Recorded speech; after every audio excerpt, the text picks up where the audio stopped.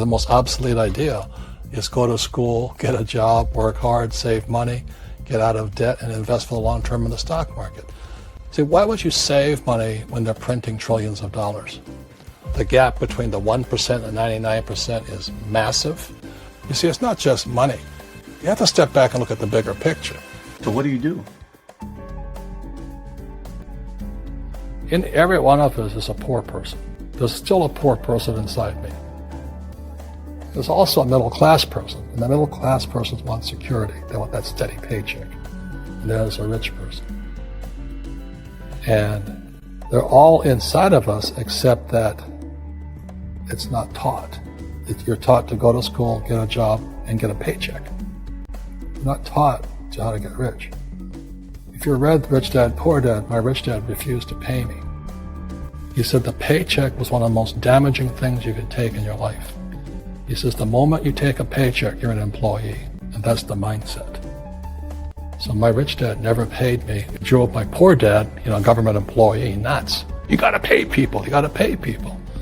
And Rich Dad was not saying that the paycheck was bad. He says you didn't want to be a slave to money. So as an entrepreneur, if Rich Dad folded, I just started another company. I don't need a paycheck. I don't need anybody to take care of me. If my government doesn't like me, I move to another country because they need entrepreneurs there.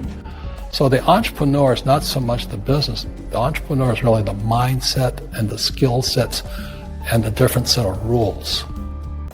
You see, I don't operate, small business does not operate in the same rules as big business. Entrepreneur is a mindset first, a skill set, and rules. And depending upon whether you're an employee or a small business, the rules are different. The mindsets are different. The skill sets are different.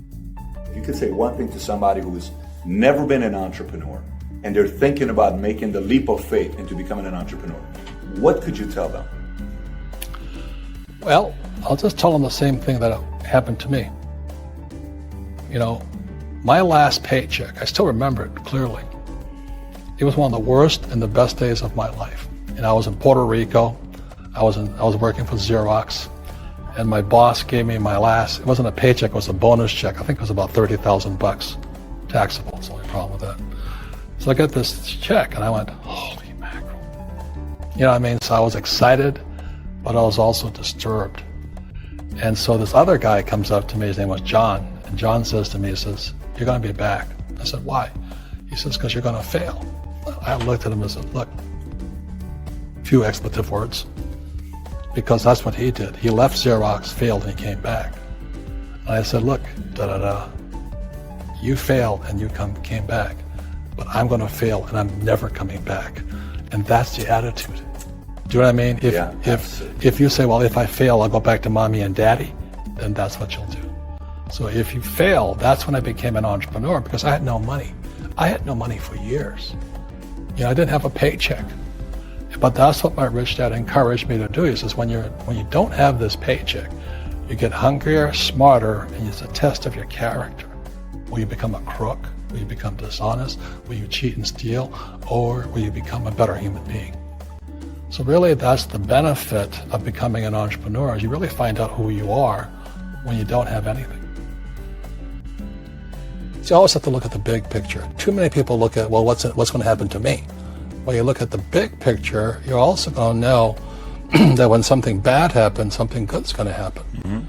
But you got to prepare for whatever is coming. If you think next 20 years will be like the last 20 years, you're going to get creamed. When you and I go to the supermarket and we buy a carton of milk, we always check for the expiration date. But most people do not check for the expiration date on their brains. Instead of get out of debt, I get into debt. I just refinanced $300 million in debt. I went from 5% to 2.5% interest. I made a fortune. Every month, more money comes in because my cost of money has gone down. So while some financial experts are saying get out of debt, I'm saying learn how to use debt.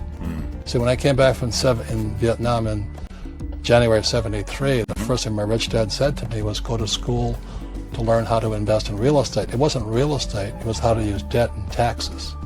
Debt and taxes make the rich richer. Debt and taxes make the poor and middle class poor.